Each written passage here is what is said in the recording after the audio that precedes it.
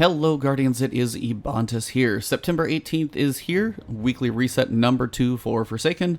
Raid craziness over the weekend. It was so awesome to watch. The raid looks amazing. I won't be touching it for a little while. Definitely got to get higher level for that one, it seems, to jump in with something like an LFG group. That's what I would recommend before you start bashing your head against that wall. But the raid has changed some things. More things are an option. And we've got our general reset stuff, new things to do, wanteds. We've got other things at the Dreaming City, so let's jump straight into first the basic activities on the map.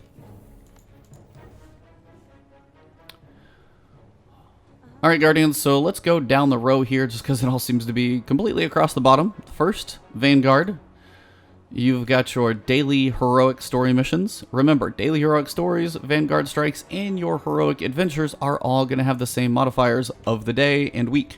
Singe, Solar will be all week long. If you're looking for heavyweight, just to really wreck face in those, you're going to look to do those both tomorrow, on Wednesday, and then also on Saturday. So remember, Wednesday would be heavyweight, Thursday would be Grenadier, Friday would be Brawler, Saturday would be heavyweight again, and so forth. 3-day rotation. That's what you're going to do.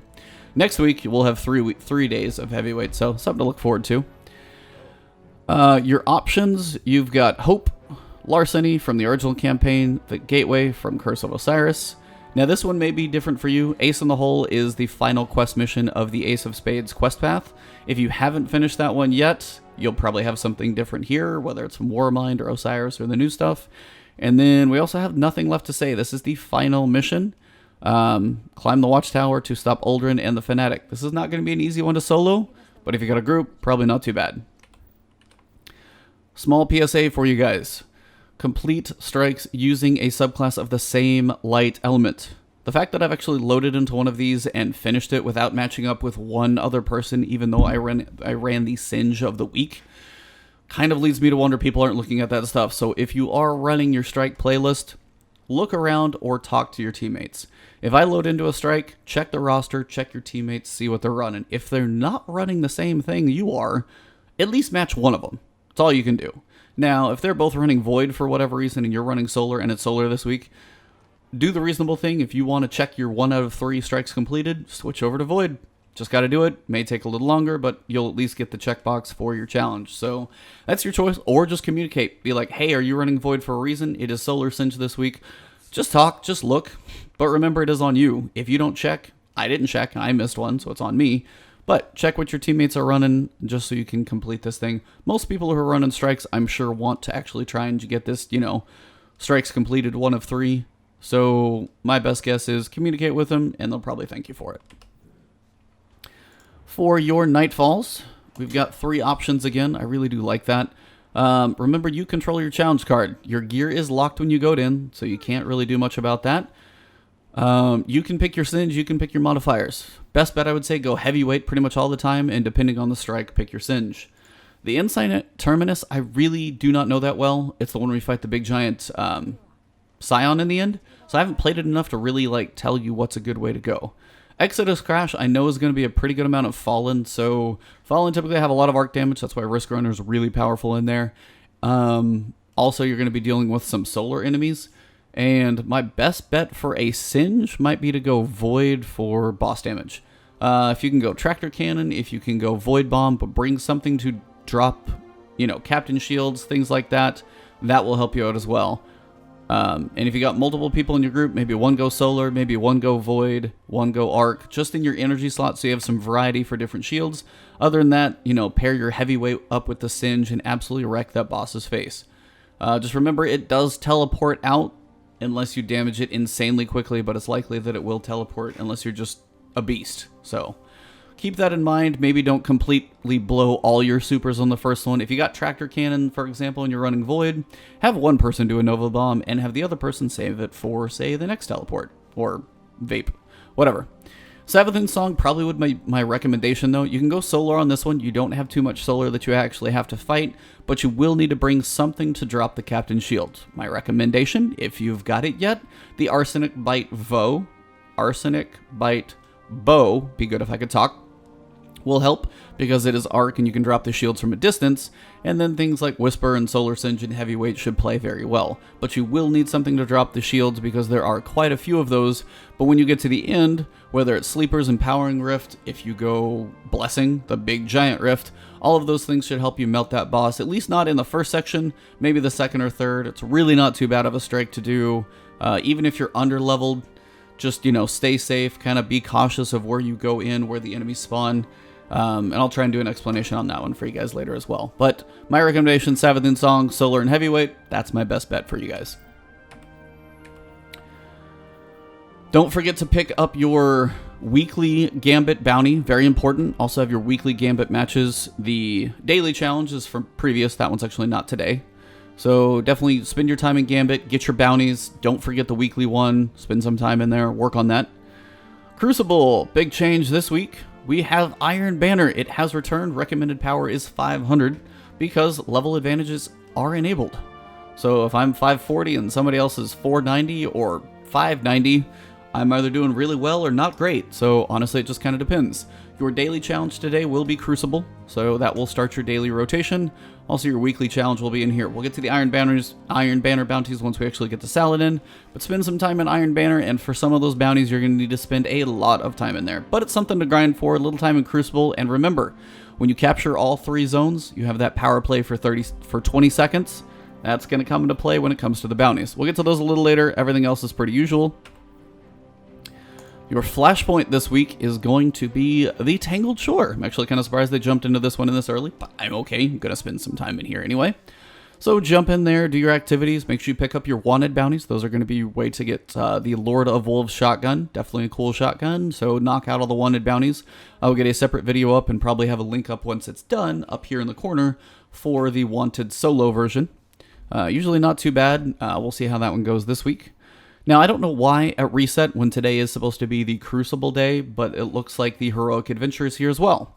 This is worth powerful gear, and today it does seem to be the Trickster. Now, I don't know if this is going to be the same all week, but Heroic, remember you've got Solar Singe, and you're also going to have your modifiers, so if you want to wait to do your daily Heroic till tomorrow, might be easier with Heavyweight. Just keep that in mind.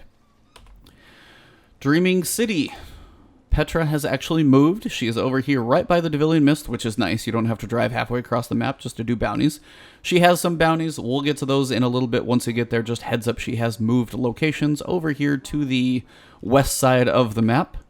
And let's head into the tower for a couple things before I go to the Tangled Shore and the Dreaming City. So let's head into Eververse.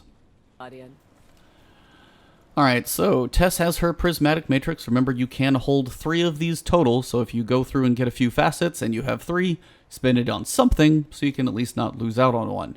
Mostly I'll just hit the exotics in most of her stuff. We've got the Darcy Ornament, cleans up good, just kind of cleans up the gun basically. We've got the Warrior Steed. This thing is kind of ridiculous. I've got it. It feels like a bus. It's not the smoothest to drive. You've got the Helm, you've got the Gauntlets, and the Robes, depending on your class. For over here, we've got the Chevron Shell. Got the actual main ingredient ornament, which is kind of cool, the legendaries do. A ship, a sparrow, and the Rev It Up emote. Actually, not too shabby on this one. For her inventory, remember, don't forget your bounties. The Prismatic bounty would be sitting right here. I just already picked it up. For your boxes, nothing too crazy. Road to Redemption, 3 Steadfast Engrams, Bright Dust, and your 44 Steel. If you want to look all coppery, this is your way to go. And then your Cerebral Bundle. Now, this is a new exotic emote, the Cerebral Explosion. Apparently just mind-blown moment. There are some cool effects to it, so I won't ruin them all for you. You will get a Fire Team Medallion and also 10 of a shader that I'm not even going to try and pronounce because I'm pretty sure I butchered it last week. But other than that, you know, if you keep getting those engrams and you get the Eververse bounty notes, pick up some bounties, work on them. It's just your way to get some silver, so you may as well have them in your inventory. Now, if you have a decent amount of these, spread them across your characters so you can, depending on which character you're playing on, you can work on them. For her inventory, we've got the Potential Dance between a dab and some leg shimmies, and the Shiver, just cold. Depends on if you're on Mars or not, but very, very cold. A couple sparrows, a pretty cool ship. So first I'll give you guys a look at that one, and then if you do want to see the lore, I will let you guys pause the video. So here's the top. and here's the bottom. Outside of that, we have another ship, Ghost. You got your Saros projection over your Ghost. A really interesting looking emote. Kind of looks like I'm the Green Goblin now, but that's your choice. We've got the Hard Light ornament. Kind of cool looking. And also the Black Plague ornament for the Rat King. I've seen it before, but still show it to you guys. Everything else is pretty basic. Now let's head over to Saladin for Iron Banner. Lots to talk about there. Alright, Guardians, so Saladin is back for the first time, and he's got some stuff for us to do. Basically, the bounties work. They will unlock the reward below them. So say I want the gauntlets. It says complete Iron in the Blood, and is the bounty directly above it. So let's go through the bounties real quick, not spend too much time. 2 of them do have powerful gear, and it's the 2 on the far end. So you've got Lightbearer, land super final blows in Iron Banner. You got 25 of those. In the zone, capture zones, it's 50. As you'll notice, some of these bounties are going to take a while to grind. Complete matches in Iron Banner, 30 matches. That is no doubt, being as every match seems to take anywhere from 5 to 10 minutes. That's some time.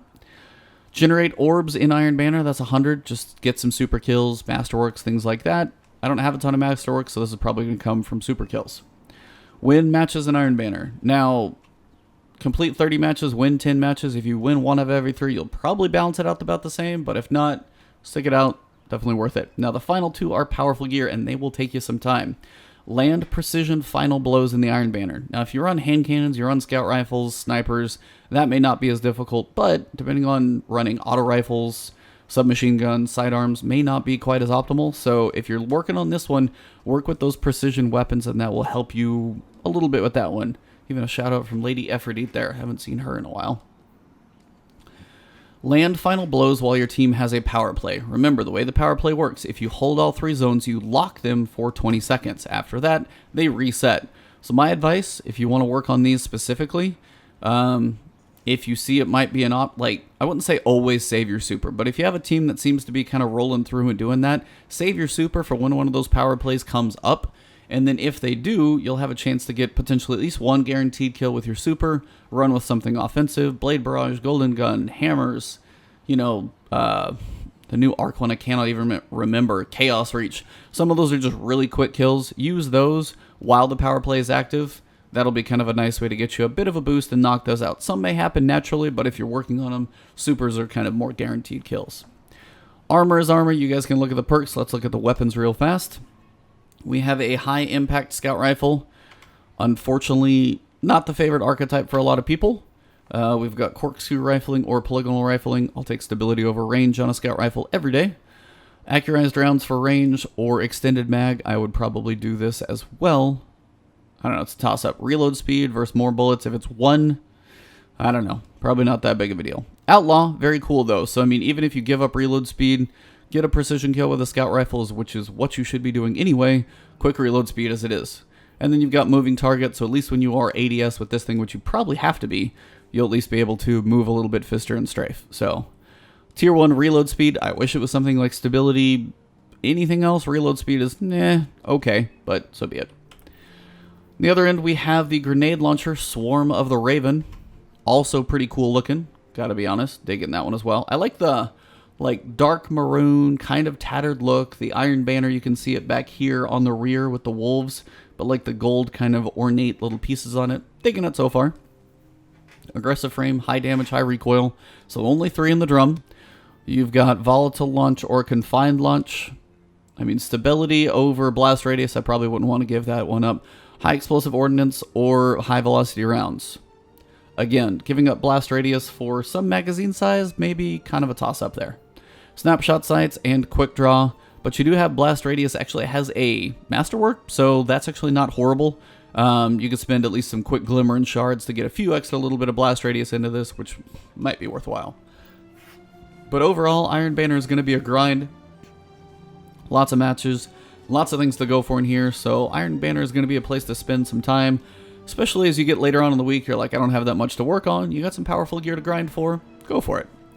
Now let's go to Spider in the Dreaming City and see about his bounties real fast. Alright, Guardians. For Spider, a couple things to cover. From what I understand, I think it is Spider's bounties. I don't know if it's specifically Wanted or the Tangled Shore, where you can actually get the Lord of Wolves shotgun. So you still are going to be doing these at least until you get that shotgun. One for sure that you are going to want to do, the Silent Fang. This is the new one. This is on the EDZ, and we're going to see what that one's like. I'll work on soloing this one for you guys, so I'll get that video up separately. You should be able to look for it up here in the top. Don't forget to buy your Masterwork Core. This is going to be, you know, every day it resets, so it's only 10. If you buy and buy and buy, they double the price every time, which is still ridiculous, and I still think 10 shards is too expensive. But yeah, Masterwork Cores are no easy thing. So 10 shards a day, if you got them to spare, at least spend that once a day and get those. Other than that, you have your general material exchanges. But other than that, I'll let you guys read through these. I'll slowly, as I work through each bounty, do a quick video and be like, okay, the Drained Captain, exactly which lost sector he's in. I'll work on getting those up over time. I don't want to spam you guys with like 10 videos of quick, you know, wanted bounties, just because I don't think you need to see all of them at once, and that would just be too much. So I'll spread it. I'll try and sprinkle these throughout like days I don't have videos or just off times, things like that. But I'll try and get those up just so at some point my channel has every wanted bounty that you'll ever want. Hopefully, at some point. But other than that, don't forget powerful gear there and Masterwork Cores. Other than that, let's go to the Dreaming City and finish this thing up. It's already long. I apologize, but thanks for sticking with me. Alright, Guardians. So, she has landed, and this time she says reporting in the Devilian Mist. She has moved right next to the landing zone, though, so I have no complaints with this one. So much easier to get to her. Still has her weekly bounties, but before we get to those, just a quick reminder in case you guys haven't heard this somewhere else. You may have, you may not. When you are doing your progression through the week, as you're working on your characters, keep in mind, the stuff you get from the Dreaming City Powerful Gear is actually going to give you the biggest boost in power level. So things like your, you know, daily missions, your daily heroic missions, you're going to do 3 in a week. Your daily challenge or your weekly challenge from Gambit, those are not going to be as big of a boost. Say my character level tops out at 535, so I'm probably going to get stuff that's like 536, 537, maybe 538, probably at the max. Not that big of a jump, and depending on which slot it goes into, may not even help you that much. Your next piece that's going to help you more is going to be the Nightfall. So the Nightfall is going to give you a bigger jump, and there's even sometimes that blues in there, depending on if you have anything that's like really low and holding you back. You might even get a blue that helps that thing out, because Nightfall blues seem to be a bit higher, but the gear you get from completing the Nightfall Powerful Gear is actually going to be a bigger boost than, say, your daily standard stuff. So save your Nightfall for a little bit later as well. Then finally, you've got everything that comes from the Dreaming City. These are going to be the biggest boost. So save these for the end of the week when you've done as much of your dailies as you can. If it's Sunday, you've done everything else. Then finally, even if you do them during the week, just don't turn them in. Just save them to turn in. Log in Sunday night after you've done everything else. Say you've got to work Monday and it's a crazy day. Save it for Sunday. At least you'll have as big of a boost as you can before you get the big bumps from the Petra gear. So keep that in mind. We have a new mission. It's called the Oracle Engine. This will get you powerful gear. So this is a bounty. Once you complete it, it should check the box. Now again, this is something that's probably not too hard to do to finish the mission. There are some big ogres involved, thanks to Houndish and Unknown Player. Both of those guys always on top of their stuff. But I just watched Houndish's video just to see what this mission looked like. It actually had a lot of ogres in it, but I'll try and solo that one for you guys. Maybe that'll be a fun challenge for me. War for the Dreaming City. This does seem to be a weekly thing. So daily bounties completed. Do 8 daily bounties throughout the course of the week, and you'll get a piece of powerful gear. Also remember, big jumps, so save these. Ascendant Challenge. I will do a separate video on this one to drink the tincture, go find the foil, or go find the portal, and then jump in there and see what else you have to do. Powerful gear from this one, do not forget it. Blind Well. Make sure you get your activity completions. You get your Oracle offering and the Barian Bow. And then you have your present your offering to the Oracle Engine, and then you get your...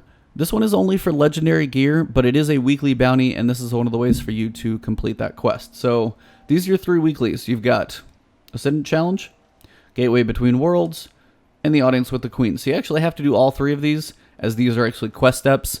So you're going to want to actually make sure you do the time in the Blind Well, and also help out the Oracle Engine offering so you can get the weekly bounty that you have from her.